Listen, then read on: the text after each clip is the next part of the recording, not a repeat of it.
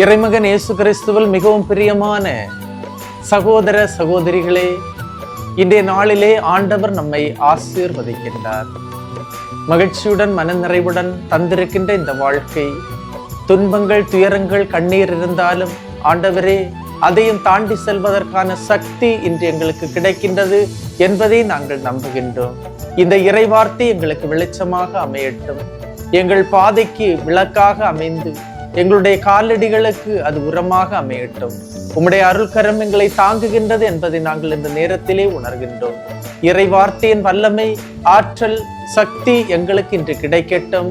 அதன் மூலமாக நாங்கள் எங்களுடைய குடும்பத்தை இன்று நாங்கள் வழிநடத்துகின்றோம். உம்முடைய அருள்கரம் எங்களை தொடட்டும். ஆமென்.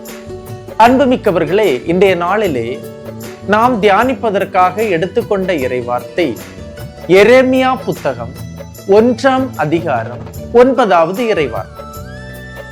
ஆண்டவர் தம் கையை நீட்டி என் வாயை தொட்டு என்னிடம் கூறியது, இதோ பார், என் சொற்களை உன் வாயில் வைத்துள்ளேன். எரேமியாவின் வாயில் வைத்து தந்த இறைவார்த்தை என்ற உணவு உண்ணுவதற்காக கடவுள் கொடுத்த உணவு. இது விண்ணக கடவுள் கொடுத்த வானக உணவு, விண்ணுலகை அடைவதற்கான உணவு. இதை சுவைத்தால் தேன் போல் இனிக்கிறது என்று எரேமியா சொல்லுகிறார். இன்று கிடைக்கின்ற இறை வார்த்தையை நீங்கள் சுவைத்து பாருங்கள். ஆண்டவர் எத்துணை இனியவர் என்று சுவைத்து பாருங்கள் என்று திருப்பாடல் ஆசிரியர் சொல்லுகின்றார்.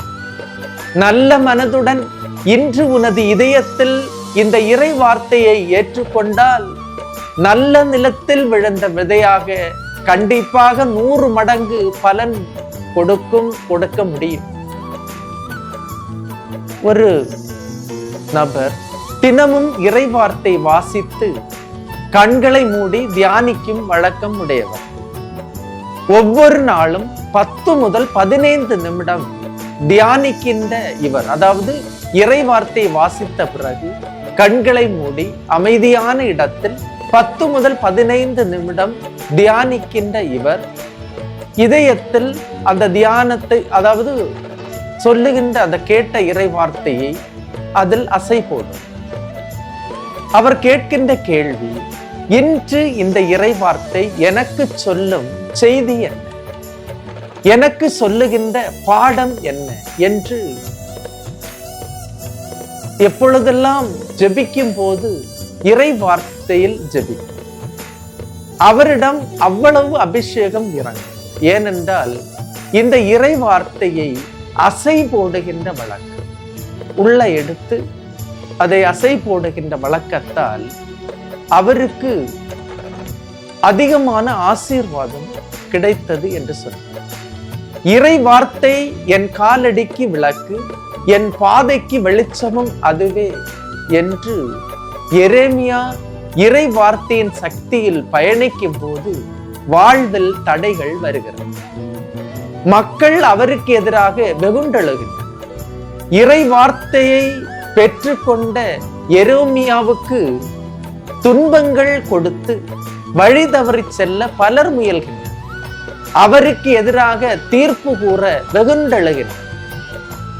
இறை வார்த்தையை பெறுகின்ற உன்னை ஒரு மந்திரவாதியோ, ஒரு பில்லி சூனியக்காரரோ, ஒரு வஞ்சகத்துக்கோ இரையாக்க முடியாது. காரணம், இறை வார்த்தையை பெற்று கொண்டவர்களை சுற்றி ஆண்டவரின் தூதர் சூழ்ந்து நின்று பாதுகாப்பார். 1000 உன் அருகில் விழுந்தாலும் 10,000 உன் வலப்பக்கத்தில் விழுந்தாலும் எதுவும் உன்னை அணுகாது என்று திருப்பாடல் சொல்லுகின்றது.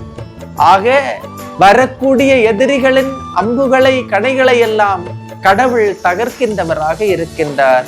இறை வார்த்தை சூழ்ந்து பாதுகாக்கின்றார். இன்றைய நாளிலே ஆண்டவர் தன் கையை நீட்டி என்னிடம் வைத்த இந்த இறை வார்த்தையின் ஆற்றல், அபிஷேகம் என்னுள் நிறைவதற்கு இந்த நாள் மகிழ்ச்சியாக இருக்கட்டும். இந்த இறை வார்த்தைக்காக நீங்கள் ஜெபித்துக் கொள்ளுங்கள். ஆண்டவர் உங்களுடைய வாயிலும் இந்த இறை வார்த்தையை வைத்து உங்களை ஆசீர்வதிப்பார். எல்லாம் வல்ல இறைவன், தந்தை, மகன், தூய ஆவியார் உங்களையும் உங்கள் குடும்பத்தையும் நிறைவாய் ஆசீர்வதிப்பாராக. ஆமென். இயேசுவுக்கே புகழ், இயேசுவுக்கே நன்றி. மரியே வாழ்க.